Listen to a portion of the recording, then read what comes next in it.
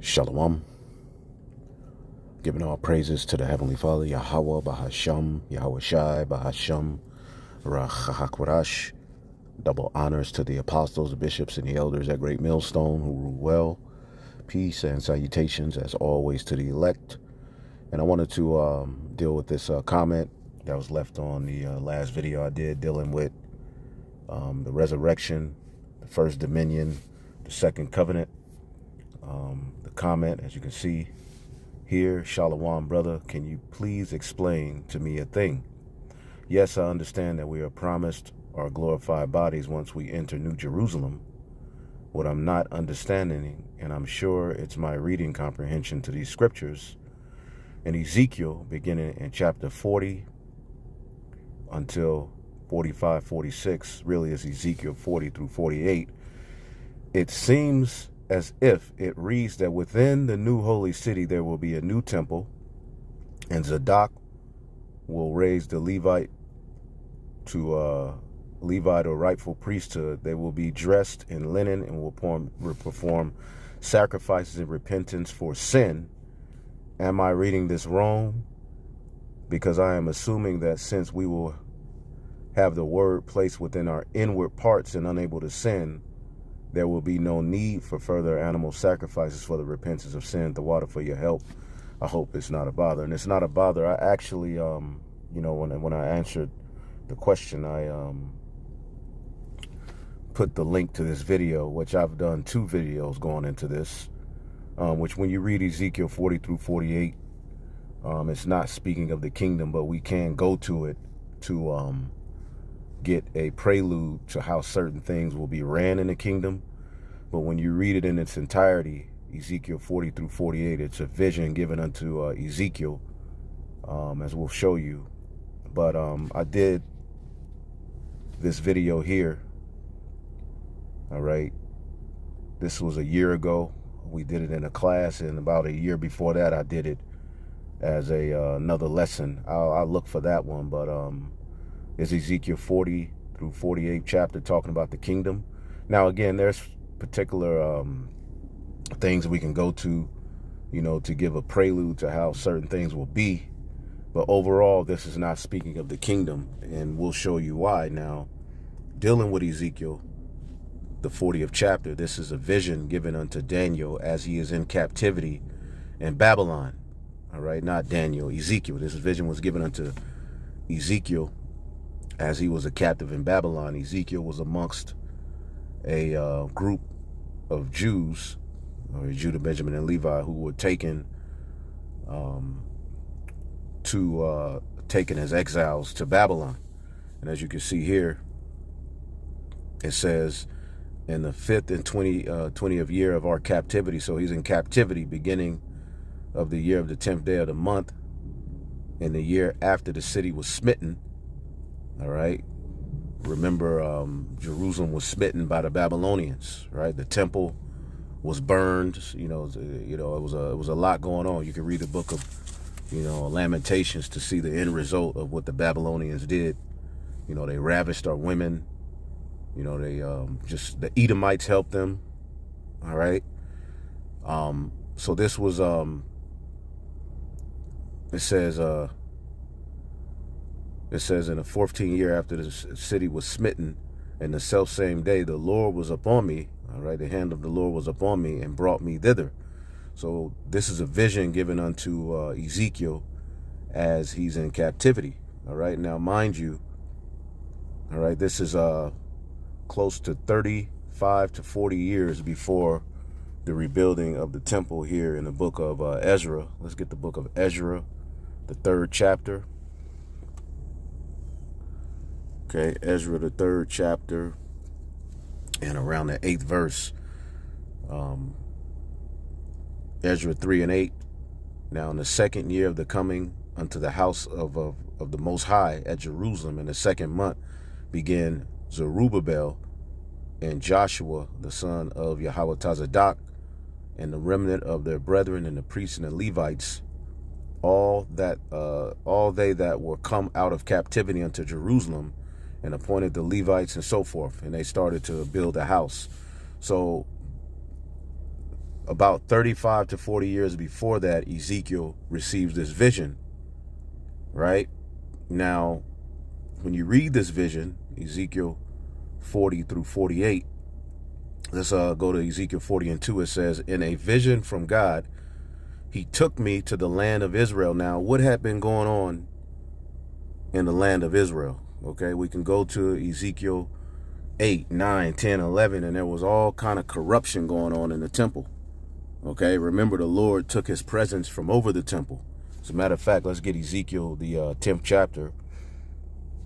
Okay, Ezekiel, the 10th chapter. Let's go to like 18. All right. Ezekiel 10 and 18. Then the glory of the Lord moved out of the door of the temple and hovered above the cherubim. So the Lord took his presence. He took his glory. All right. You go to Ezekiel 9 and 3. It says, then the glory of the God of Israel rose up from between the cherubim where it had rested, and it moved to the entrance of the temple. And the Lord called the man dressed in linen who was carrying the writer's case. And basically he said unto him, go through the midst of the city, go through the midst of Jerusalem. All right. And set a mark upon the heads of the men that sigh and cry for the abominations, and basically destroy the others. Because when you go into it, there was idolatry being done in the temple. All right. This is what, is happening in the book of Ezekiel. And pretty much the Lord took his presence from over the temple, and he put his presence over Ezekiel, who was in exile. Okay. Scattered in the Babylonian captivity. Okay. Synonymously, you had Jeremiah back in Jerusalem warning, okay, of the destruction to come. All right. So, as all of this happens, you read the book of Ezekiel and get the understanding, as, the judgment upon Israel, there was a famine, all of this. We go back to Ezekiel, the 40th chapter. And as you can see here, a vision is given unto Ezekiel. All right. He took him to the land of Israel and set me down on a very high mountain. From there, I could see toward the south, and appeared what appeared to be a city. And he brought me near, and I saw a man whose face was like bronze standing beside a gateway entrance. He was holding in his hand a linen measuring cord and a measuring rod. He said unto me, Son of man, watch and listen. Pay close attention to everything I show you. You have been brought here so I can show you many things.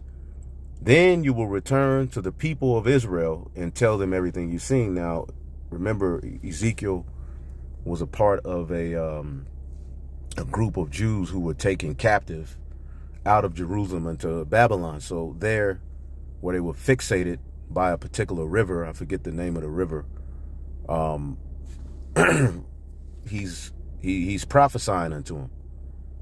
Okay, he was, a leader that the Lord rose up among the heathen in that captivity.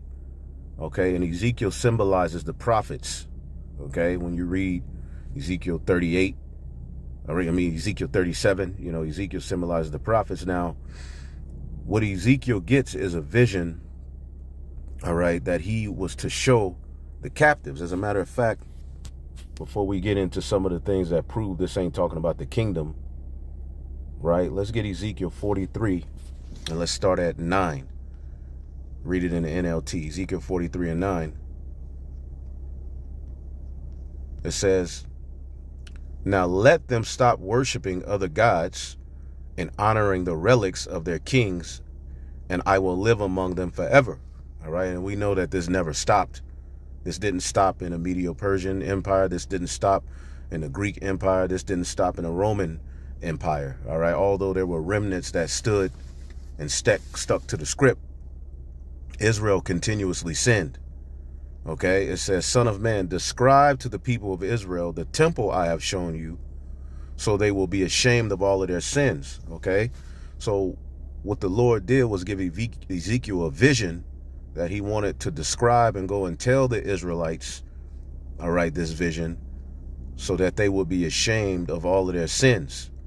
All right, it said, let them study its plan or the pattern. All right, and this pattern is different from what was built, all right, or rebuilt at the time of Zerubbabel. All right, Israel didn't have enough of a budget to fulfill what Ezekiel is writing here. So it's merely a vision, because we know in the kingdom of heaven, there will be no need for a temple. Now, will we have buildings? Absolutely. All right. But it ain't going to be a Levitical priesthood. It's going to be the priesthood after the order of Melchizedek. And we're damn sure not going to have to teach our people the difference between clean and unclean, as is written in this vision. All right. We'll show you that. It says here, and they will be ashamed of what they have done. Describe to them all of the specifications of the temple, because they had been doing so much wickedness. Okay, the temple had been judged. Okay, so Ezekiel was given this vision to tell and show the children of the captivity, all right, so that they can feel bad. All right, it says, describe to them all the specifications of the temple, including the patterns that exist. All right, and we know under the new covenant, we are the temple. We are the building. All right, the tabernacle of God is going to be with men. All right, and we're returning to the garden eastward in Eden, which that ultimately is the temple itself. All right, where ultimately the second Adam and his sons, the sons of God, will rule out of, man. So it says, tell them about the decrees and laws, write down all these specifications and decrees as they watch, so they will be sure to remember and follow them. All right, and this is the basic law of the temple: absolute holiness. The entire top of the mountain where the temple is built is holy. Yes, this is the basic law of the temple.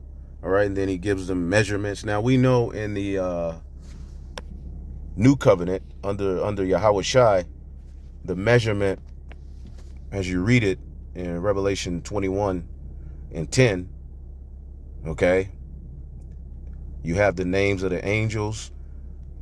All right, you have the name of the 12 apostles. All right, in verse 15, and he that talked with me had a golden reed measuring the city and the gates of the wall thereof. All right, and as you keep reading, and he measured the wall 144 cubits according to the measure of a man. Okay, and this is describing what? A spiritual temple fulfilled, all right, in the elect men, starting with the 12 disciples and the rest of the 144,000 under Yahweh Shai. That's the temple, all right, as you read in Revelation 21, right? And 2, and I, John, saw the holy city, New Jerusalem, coming down from God out of heaven, prepared as a bride adorned for her husband. And I heard a great voice out of heaven saying, behold, the tabernacle of God is with men, and he will dwell with them, and they shall be his God, and God himself shall be with them and be their people. Under the first covenant, the temple represented the dwelling place of the Most High. I will dwell with the children of Israel. That was the purpose of the building of the tabernacle with Moses, right? Let's get Exodus 29 or Exodus 25:8. And let them make me a sanctuary that I may dwell among them. Again, even when King Solomon built the temple, it was for the purpose of the Most High dwelling with our people. All right. Well, in the kingdom of heaven, he's going to dwell directly in his people, and they will act as a temple. Okay. Under the priesthood of Melchizedek. Now, going back to the book of Ezekiel. All right. Let's get a few things here real quick. Let's get Ezekiel 44:21. All right, which these things were explained in the video that I did, but because pretty much we know under the new covenant, let's get the understanding of the new covenant as it is written. As a matter of fact, let's just get it in the book of Jeremiah. We know it's written in, we know it's written in the book of Hebrews, but let's get where it quotes. Let's get the source. Jeremiah 31:33. But this is the covenant that I will make with the house of Israel after those days, said the Lord. I will put my law into their inward part and write it in their hearts, and they will be unto me a God, and they shall be unto me a people, and they shall teach no more every man his neighbor and every man his brother, because that's what the priests did. They were responsible for teaching our people the difference between holy and profane, clean and unclean, right? So that process won't have to take place anymore in Israel. They shall teach no more every man his neighbor and every man his brother, saying, know the Lord. All right, for they shall all know me, from least unto the greatest, said the Lord, and I will forgive their iniquity and remember their sin no more. Okay. Let's get one more. Let's get Ezekiel, as we're in Ezekiel, right? Let's go to Ezekiel 36. And this is the promise, right? Ezekiel 36 and 26. 25, I will sprinkle clean water upon you, symbolizing him putting his spirit in us, and you shall be clean from all your filthiness and from all your idols, right? All right. I will cleanse you. A new heart also will I give you, and put a new spirit within you, and I will take away the stony heart out of your flesh, and I will give you an heart of flesh, and I will put my spirit within you, and cause you to walk in my statutes, and ye shall keep my judgments and do them. All right. And you're going to dwell in the land I gave unto your fathers. So this is the new covenant. All Israel are going to be righteous. All Israel are going to be holy. All Israel are going to be priests. Okay. So when you get Ezekiel, the 44th chapter, right? And let's start at 21. Within this vision, let's read what it says. Ezekiel 44 and 21, neither shall the priest drink wine when they enter into the inner court. And Yahweh Shai told us he's going to drink new wine with us in the kingdom. Neither shall they take for their wives a widow, nor her that is put away. So in the kingdom of heaven, there's going to be wives that are widows. You're going to have Israelite men dying, and then the wives get taken by other Israel. No. Okay? But they shall take maidens of the seed of the house of Israel, or a widow that had a priest before. Okay? These are all things associated with the first covenant and how things were handled. And Ezekiel is merely giving Israel a vision to show them what they could have had. All right? To show that the Lord just gave Ezekiel a vision and told him to go show them this so that they can feel sorry because of all of the evils that they did and the judgment that had come on them. And again, we know 40 years later, they were going to be rebuilding the temple under the decree of Cyrus. Okay? So this was to pretty much galvanize the minds of Israel, but he gave them pretty much a vision of perfection under that first covenant. Okay? It says, and they shall teach my people the difference between the holy and profane, and cause them to discern between the clean and unclean. See that? So this right here is proven that this can't be talking about the kingdom. Okay?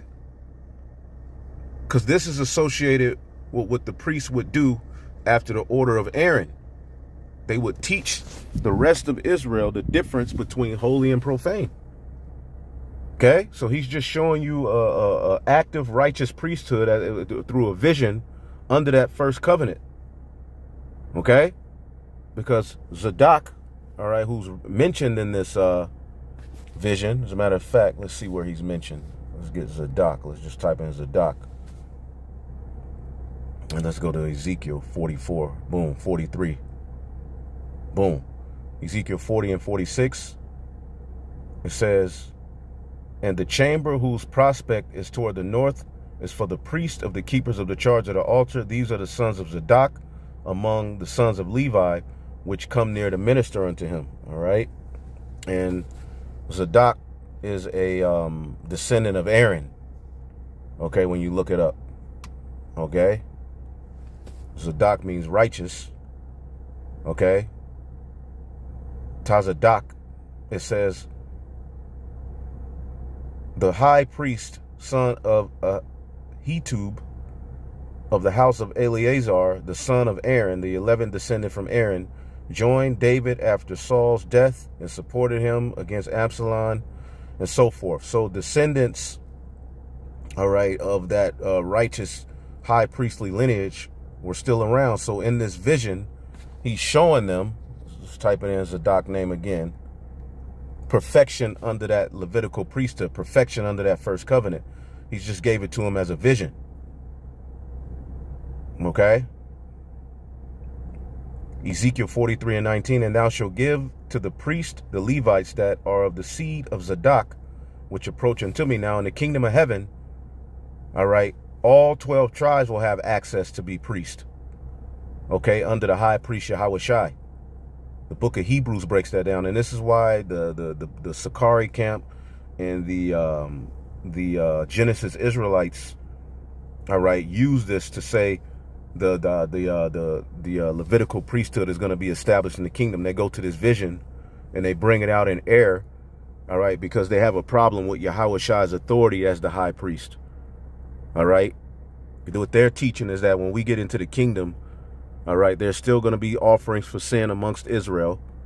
All right, and they use Ezekiel, the 43rd chapter, as a means to go into that. Okay, it says in Ezekiel 44:15, but the priests and Levites, the sons of Zadok, that kept the charge in my sanctuary when the children of Israel went astray, they shall come near unto me, and they shall stand before me and offer me the fat of the blood, saith the Lord. Okay, so going back here to what I was reading in Ezekiel, the 44th chapter, right?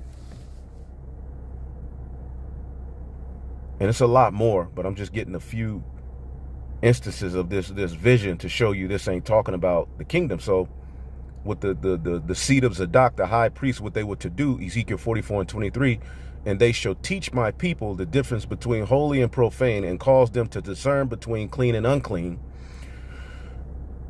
And in controversy they shall stand in judgment, and they shall judge it according to my judgments, and they shall keep my laws and my statutes and my assemblies, and they shall hallow my Sabbaths. Okay, which in the kingdom of heaven, this will be all of these instructions will be embedded in us. But again, it's not going to be any disagreements amongst the Israelites. Ezekiel 44:24 in the NLT, they will serve as judges to resolve any disagreements amongst my people. So you got widows who used to deal with a priest who now can marry another Israelite man. All right, you got people who are divorced, women who are divorced. Okay. Again, this can't be talking about the kingdom. You got disagreements among the people of Israel. Okay. They will serve as judges to resolve any disagreements among my people. Their decisions must be based on my regulations, and the priest themselves must obey my instruction and decrees and all the sacred festivals, and see to it that the Sabbaths are set apart as holy days. Now, in the kingdom of heaven, are the priests going to have to do this for Israel? No. Now, we are going to teach the heathen, right? And will there be sacrifices for the heathen? All right, for sins? All right, we'll have to see when we get there. Okay? There's no scripture we can go to prove it, but we'll see when we get there. Because when we get into the kingdom, we're going to be under the priesthood of Melchizedek. All right, as a matter of fact, let's get Hebrews. This is why they hate the book of Hebrews. Let's get Hebrews. All right.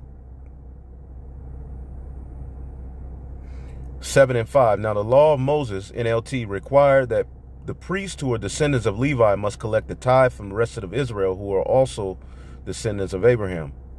But Melchizedek, who was not a descendant of Levi, all right, collected a tenth from Abraham, and Melchizedek placed a blessing upon Abraham. All right, this is why we look to Yahweh Shai, who was Melchizedek, man. That's the true high priest. All right. It says, the one who had already received the promises of God. And without question, the person who has power to give a blessing, Melchizedek, is greater than the one who was blessed, Abraham. Okay, in which Levi eventually came out of Abraham, all right, through Isaac and Jacob. So before there was a Levite, there was Melchizedek, which is Yahweh Shai. It says the priests who collect tithes are men who die under the order of Aaron. Melchizedek is greater than they are because we are told that he lives on. In addition, we might even say that the Levites, the ones who collect the tithe, paid a tithe to Melchizedek when their ancestor Abraham paid a tithe to him. For although Levi wasn't born yet, the seed from which he came from was in Abraham's body when Melchizedek, all right, collected the tithe from Abraham. So if the priesthood of Levi, on which the law, the first covenant, was based on, could have achieved the perfection God intended, Why did God need to establish a different priesthood with the priest in the order of Melchizedek, all right, the son of the Most High? Okay, your being a priest under that first covenant was dependent on you being a son of Aaron down through your lineage. In the kingdom of heaven, you being a high priest is based upon being a son of the Most High.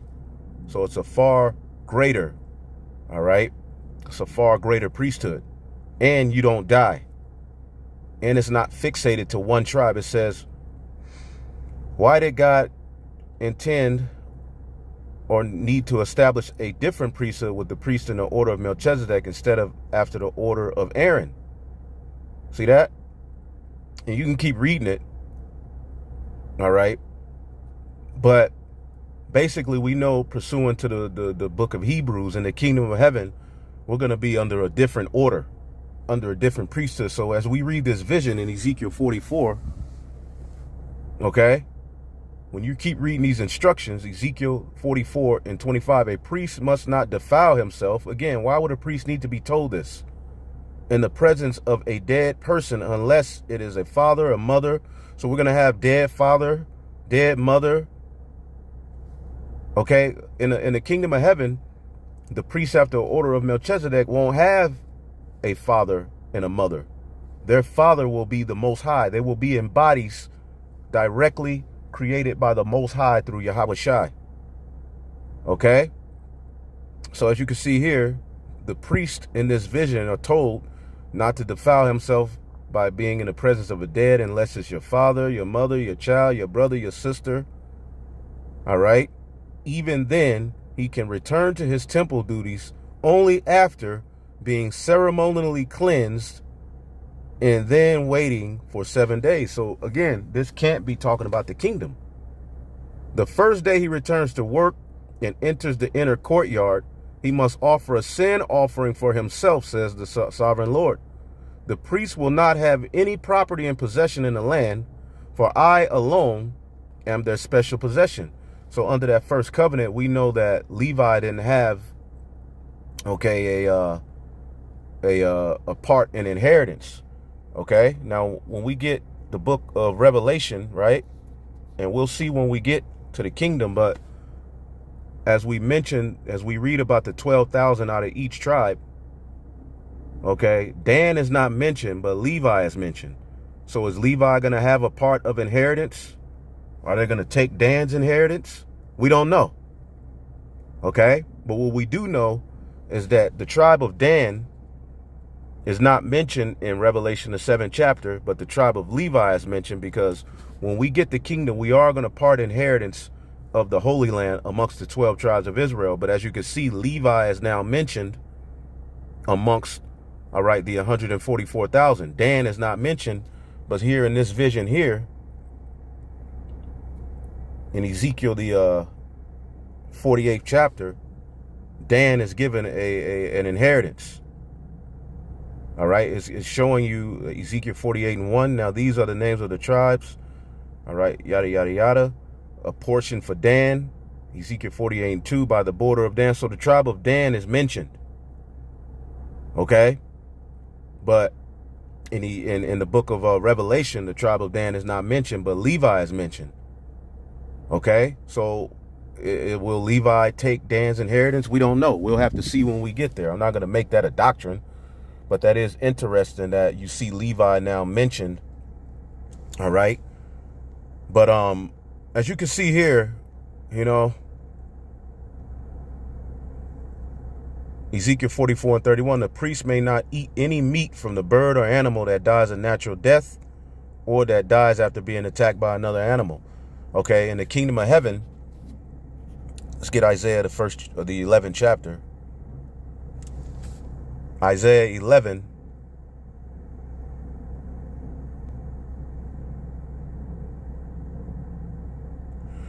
And 6, in that day the wolf and the lamb will live together. The leopard will lie down with the baby goat. The calf and the yearling will be safe with the lion, and the little child will lead them all. A cow will graze near the bear, and the cub and the calf will lie down together. The lion will eat hay like the cow. They will eat off the earth, basically.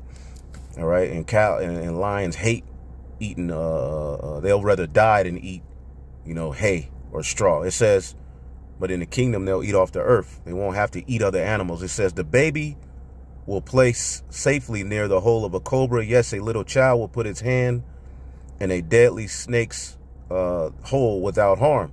Nothing will hurt or destroy in all my holy mountain. For as the waters fill the sea, so the earth will be filled with the people who know the Lord, the Israelites. All right. And that day, the heir to David's throne will be a banner of salvation. All right. To the Israelites, basically, who are going to be scattered throughout the four corners of the earth. But this will bring peace to everybody. All nations will benefit, but there is a judgment we know that will take place, man. Okay. Now, and it goes into the remnant being restored. So again, Ezekiel 44 can't be talking about the kingdom. Let's get one more example. All right. In Ezekiel 45 and 17. Okay. It says the prince will be required to provide offerings that are given to at religious festivals, the new moon celebrations, the Sabbath days, and similar occasions. He will provide sin offerings, burnt offerings, grain offerings, liquid offerings, and peace offerings to purify the people of Israel, making them right with the Lord. So again, this can't be talking about the kingdom of heaven. So again, we can go to certain aspects of this vision to say this is how it'll be in the kingdom. We know we're going to part inheritance amongst the 12 tribes. Certain things we can go to, but overall, when you read this vision, it can't be talking about the kingdom of heaven. Point blank, period. Because we know in the kingdom of heaven, all right, all Israel, the seed of Israel will be justified. Our sins won't be remembered. Isaiah 45 and 25, the Lord in Yahweh shall all the seed of Israel be justified. Okay, let's get Romans 11. Romans 11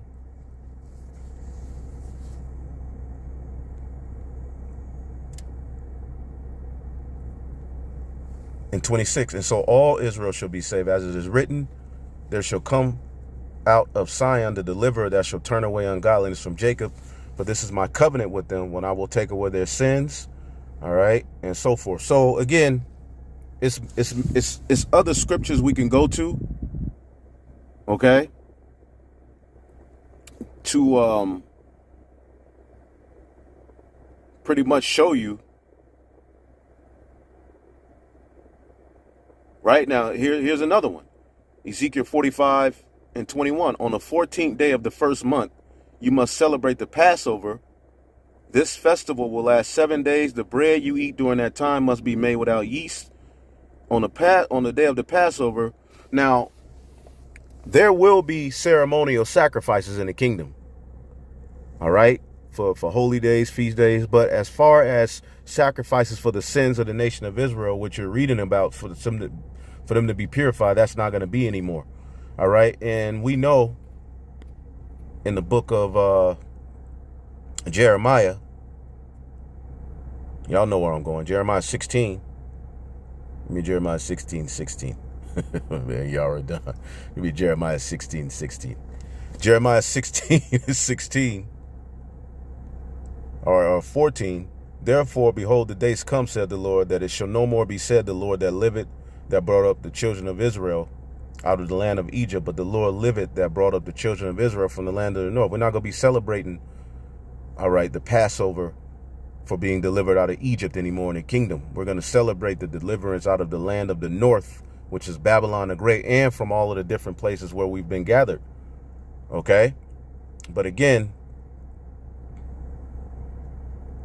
verse 25, Ezekiel 45 and 25, during the 7 days of the festivals of shelters, which occurs every year in early autumn, the prince will provide those same sacrifices for the sin offering, the burnt offering, and the grain offering, all right, along with the required olive oil. And again, these were all things associated with that first covenant, man. Okay? So that's that. I mean, there's more we can get into. All right. But through the Spirit, I'll just leave it there. You can watch that video I did. And hopefully this answers your question and confusion. Of course, you're going to have particular Israelites, as they always do. They're going to come on the comment board and saying false doctrine. Ezekiel 40 through 48 is talking about the kingdom, which it's not. All right. Even if you're a Torah Tanakh only, okay, you can't use this to say it's the kingdom, because the new covenant, pursuant to the book of Jeremiah, is associated with us never having to teach another Israelite to come back to the Lord. All right. We know that Yahweh's sacrifice is the final sacrifice. All right. For the sins of the nation of Israel. Although we're making our bodies a living sacrifice in the kingdom, we won't have to go through that anymore for our people. All right. Hopefully y'all are edified. More to come. Shalom.